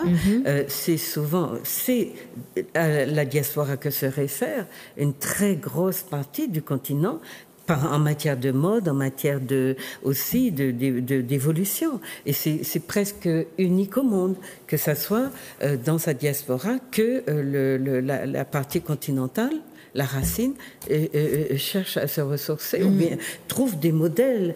Et c'est beaucoup moins en Inde, en Asie, en Chine, etc., même en Europe, les Européens qui s'installent dans les pays colonisés, eh bien, ce sont des gens qui vivent une vie de Français ou d'Européens ailleurs que chez eux, mais ils n'ont pas d'influence véritablement sur leur continent. Quoique, sur le plan politique, on voit quand même des hommes politiques français, des Français qui sont nés dans les colonies et qui accèdent au gouvernement, comme Gaston Defferre, de Villepin, qui sont même mariés à des béquets, des Blancs donc de nos régions, parfois. Mais on n'a pas ce phénomène-là concernant les Noirs, qui sont des Français et qui arriveraient tout simplement, tout naturellement au gouvernement. Donc il y a des choses comme ça à analyser et à comprendre pourquoi finalement il y a autant de différences entre des gens dont on dit qu'ils sont Français, qui sont éduqués comme les Français, et finalement ce qu'on nous cache, c'est cette espèce de substance-là qui fait que, ben oui, nous sommes différents, mais nous avons après à nous concevoir comme étant lisses et fonctionnant comme les Français. Et pourtant, les institutions françaises ne nous ouvrent pas leurs portes comme elles l'ouvrent à leurs citoyens nés dans les colonies. Donc, Mama est là, réfléchissons aussi à ce que nous croyons. Et je ne suis pas sûre que voilà, nous croyons toujours bien, mais voilà, on nous gave de discours et de ce que j'appelle des croyances, et nous y adhérons, et puis nous les transmettons. Alors, votre actualité, donc c'est ça? Donc l'actualité, voilà, c'est ça. N'hésitez pas, en tout cas, si vous avez des témoignages ou quelque chose à dire, de me contacter sur la page, soit la page Chivé Soleil, Facebook, ou Marie-Sandrine Bacoul. Vraiment, je vous répondrai rapidement. Je suis vraiment en recherche de témoignages forts. Je cherche des papas qui coiffent aussi leurs enfants. Tout à fait. Des femmes qui ont refusé de changer la texture de leurs cheveux pour accéder à une promotion. Ou des femmes qui occupent des postes où généralement ça passe pas, les cheveux crépus ou les locks, et qui finalement y sont. Et puis il y a l'embourgeoisement des locks, parce qu'aujourd'hui vous avez une catégorie de la population qui est la couche petite bourgeoise, qui a récupéré la coiffure loxée et qui a, on va dire, la discipline de manière à ce qu'elle soit acceptable dans les lieux, dans les institutions. C'est tout ça qu'on analyse.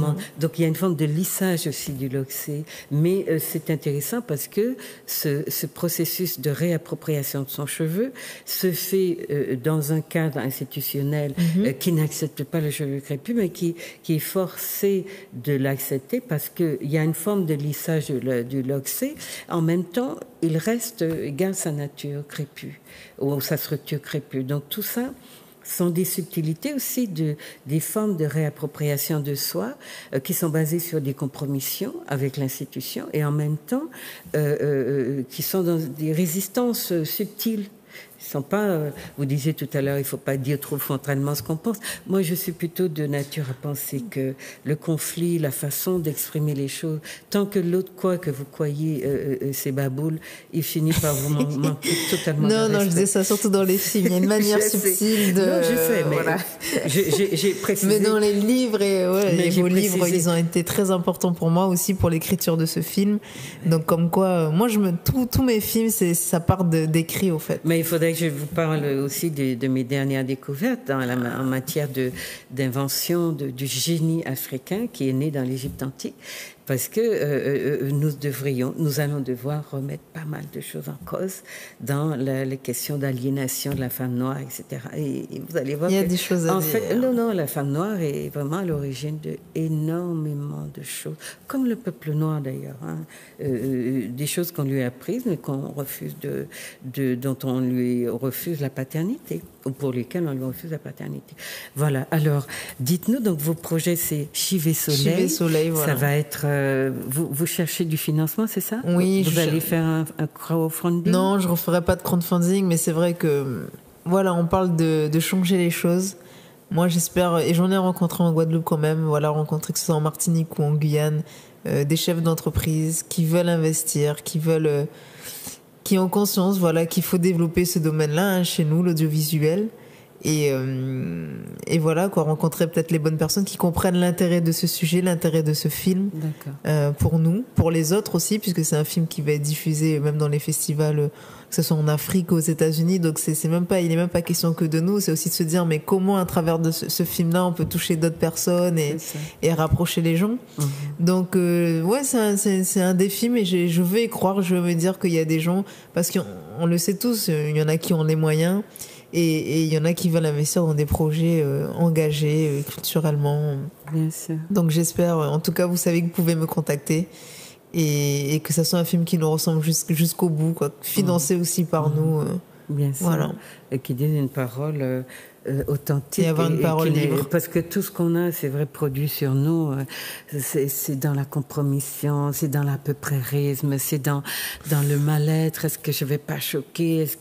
Et puis au bout d'un moment, vous vous dites, mais mince alors, est-ce qu'on va passer la petite vie qu'on a, le petit temps qu'on a sur Terre à continuer à faire plaisir à des gens qui finalement sont très égoïstes, hein, dans leur manière de s'imposer à d'autres peuples et de leur imposer leur vision de l'esthétique. En plus, des corps si différents.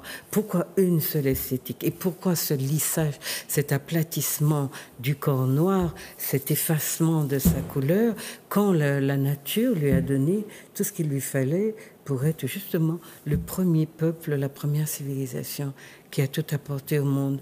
On est donc dans des questionnements fondamentaux lorsqu'on touche aux cheveux. C'est vrai que le cheveu crépus est le seul cheveu qui soit crépus. Le seul cheveu qui a cette texture. Et donc, il y a des gens qui regardent autour d'eux, qui disent, mais tout le monde est lisse, sauf nous. Pourquoi? Bon, je ne dis pas sauf nous, parce qu'on va me dire, ouais, t'as pas les cheveux qu'il faut. Ah, mais moi, bon, c'est pareil. Hein. On me pose souvent la question, mais... T'as pas les cheveux qu'il faut. Pourquoi vous vous intéressez aux cheveux crépus? Moi, mon papa a les cheveux crépus, voilà. Et c'est vrai que petite, j'aurais aimé voir plus de gens à la télé ou au cinéma qui aient les cheveux de mon papa. Absolument. Et puis, ça touche à l'identité, ça touche à beaucoup de choses. Moi-même, je faisais partie de ces gens-là qui oui, peut-être dénigrer les cheveux crépus. Et aujourd'hui, en fait, c'est ce que j'explique quand j'ai tourné mon court-métrage en 2014, c'est que je me suis retrouvée à être épatée par les femmes qui avaient les cheveux crépus et à limite les envier parce qu'au vu de tout ce qu'elles pouvaient faire. Ah non, mais la puissance. Et voilà. Et donc là, il y a un retournement de situation qui me fait rire et qui est vraiment intéressant à analyser. Ouais. Et puis voilà, ça fait partie de l'identité. Et moi aussi, je me pose des questions. Sur pourquoi ce défrisage, pourquoi ce lissage, pourquoi... Ouais. Et même moi, ayant les cheveux plus souples, petite, je me souviens, je leur mettais beaucoup de gel pour qu'ils soient lisses, pour qu'ils soient plaqués. C'est ça. Donc c'est-à-dire, et moi mais aussi... les coiffeurs ne vous proposent rien. Et j'ai vécu un assouplissant, ce qui est complètement fou, c'est bizarre. Ouais. Mais le coiffeur savait faire que ça. On a proposé à ma mère, ça qui est finalement un défrisage aussi. Hein. Bien sûr. Non, mais en dehors de ça, les coiffeurs...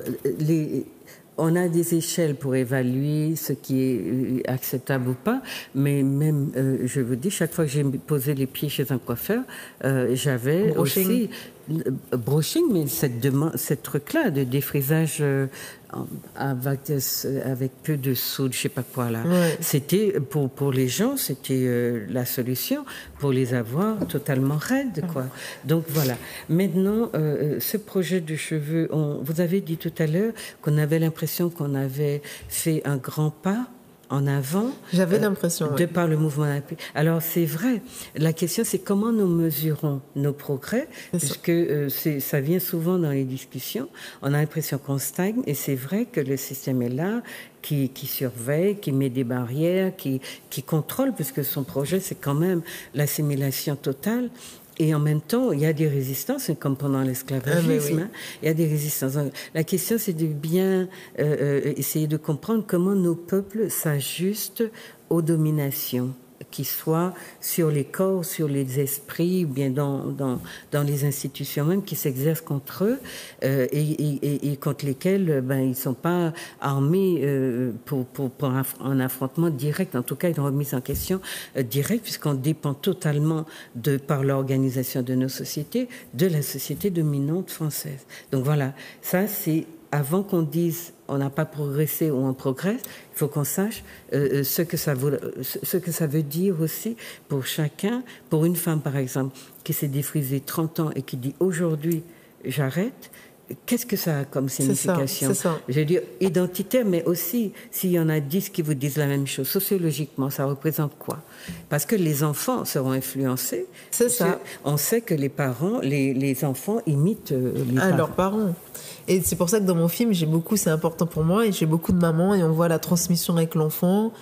Voilà la maman qui explique, ma fille, elle a regardé La Reine des Neiges, elle voulait les longs cheveux, et comment c'est tout un travail pour ces femmes-là. De dire à leurs enfants, à leurs filles, même leurs fils, j'ai rencontré une maman géniale, tu as de beaux cheveux, tu peux faire plein de choses avec, Mais on va voir que ça suffit pas.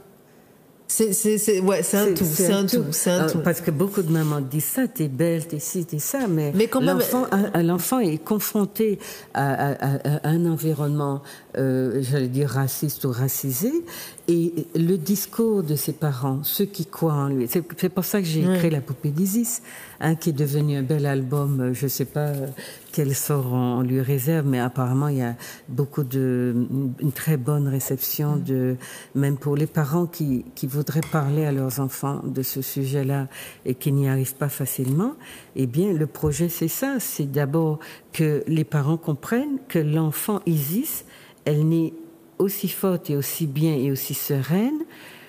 Elle n'est pas dans la compétition avec les peaux blanches ni avec les cheveux lisses. Non, je pense qu'il faut pas. Elle est elle-même, mais c'est parce que eux ont commencé au berceau avec elle. Et donc, quand elle est dans un environnement où il y a on va dire de la compétition entre textures de cheveux, etc., eh bien, elle n'est pas déstabilisée du tout. Donc, c'est la nature de l'enracinement de la croyance dans l'enfant, la croyance en elle-même, en sa beauté, et au fait que, c'est un patrimoine, c'est quelque chose d'important, qui va faire que l'enfant va résister à la société ambiante, au regard critique des enfants, parce qu'il y a un tas d'expressions pour critiquer, mépriser les cheveux crépus. Donc c'est tout ça qui va faire que plus on va commencer tôt, plus l'enfant sera sûr. Et il faut donc. Mais il y a des femmes qui ont compris ça, et c'est vraiment intéressant. Ah oui, et qui le font. Voilà, qui le font près. On verra tout ça dans le film. Voilà. Donc, chers amis, vous avez vu, Marie-Sandrine Bakoul vous demande de la contacter si vous avez des choses intéressantes à lui proposer. Je sais qu'à la Martinique, qu'il y a beaucoup de gens qui ont mis en place des lignes de produits naturels, qui ont des recettes, qui travaillent aussi avec les parents sur comment coiffer l'enfant, comment hydrater les cheveux. Et puis, je sais qu'il y a pas mal de coiffeurs aussi qui ont ouvert une section cheveux naturels dans leur salon, qui continuent les défrisages, mais qui font aussi un travail qui permettent en tout cas aux femmes qui ne veulent pas le défrisage d'être coiffées aussi dans leur salon. Donc il y a beaucoup d'initiatives qui sont prises, et si vous voyez l'émission et que ça vous intéresse, il faut aller sur votre page. Voilà, Marie-Sandrine Bakoul sur les réseaux sociaux, ou Chivé Soleil. Ou Chivé Soleil, c'est le nom du film qu'elle prépare. Voilà. Et puis, vous serez peut-être dedans. Oui. D'accord. Alors, qu'est-ce qu'on va dire d'autre de votre actualité? Déjà, celle-là, elle est déjà vraiment avancée, intense, et il faudrait aller jusqu'au bout. D'accord. Donc, c'est un travail de longue haleine, mais... 2020, c'est pas très loin. Mais vous avez d'autres projets Non, vraiment, c'est lui, après continuer la promotion des Pépites du Fleuve, là, qui continue à être... en tout cas inscrit dans plein de festivals, donc on attend des retours. On espère qu'il va voyager parce qu'on fait un film pour que tout le monde puisse le voir. D'accord. Et il est sous-titré en anglais. Il est sous-titré en anglais. Voilà. Et tout donc est vous prêt. l'enverrez au Brésil, vous l'enverrez partout, c'est en cours. Ça. D'accord.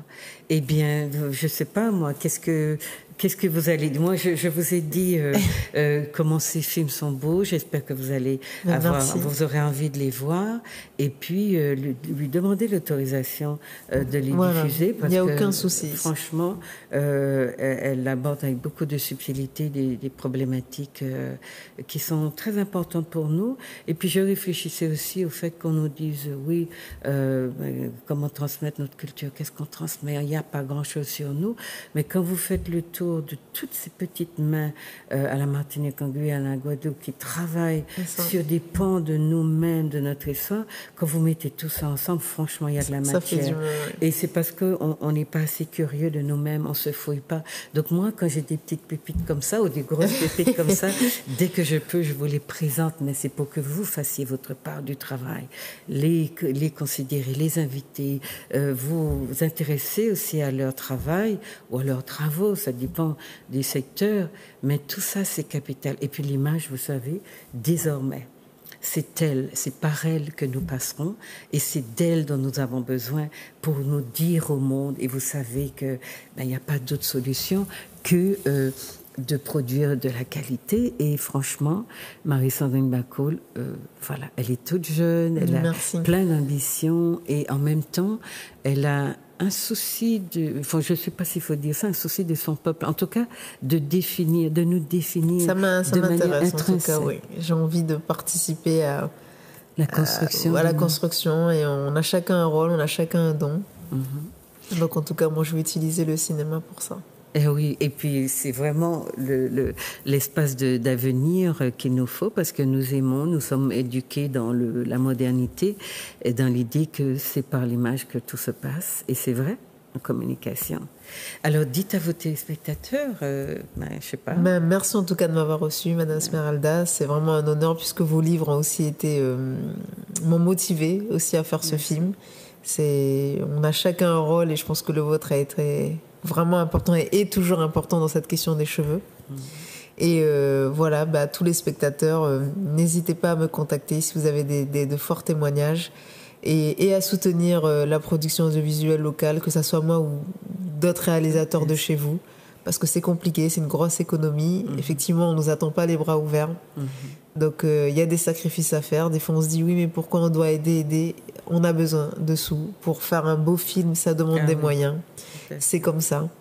Donc n'hésitez pas à aider dès que vous pouvez. Moi en tout cas, vous pouvez me trouver sur les réseaux sociaux, donc je vous répondrai avec plaisir. D'accord. Voilà, chers amis, c'est déjà fini. On aurait passé beaucoup de temps avec Marie-Sandrine, parce que elle a beaucoup de choses à dire. Elle a l'air comme ça, toute modeste, mais quand vous voyez ses films, vous voyez sa grandeur d'âme, mais aussi son ambition, et puis son regard, le regard qu'elle pose sur son environnement, et sur les choses qui sont aujourd'hui désormais d'une grande actualité. Franchement, nous pouvons être très fiers de notre jeunesse, et nous pouvons lui dire, quelle que soit la façon que nous aurons de le faire, nos encouragements, et puis voilà, les assister, d'une façon ou d'une autre, diffuser leurs travaux, et puis leur faire savoir que nous avons eu du plaisir à voir ce qu'ils nous ont proposé. Donc à Marie-Sandrine, d'autant plus, parce que j'ai eu l'honneur aussi de voir tous ces films, et franchement, j'étais très fière. D'ailleurs, quand elle a dit qu'elle venait à la Martinique, j'ai sauté sur l'occasion pour vous la présenter, et j'espère que vous avez passé un très bon moment avec elle. Je vous souhaite, vous aussi, de faire ce que vous pouvez pour que nous soyons beaux, comme elle sait nous rendre beaux. À bientôt.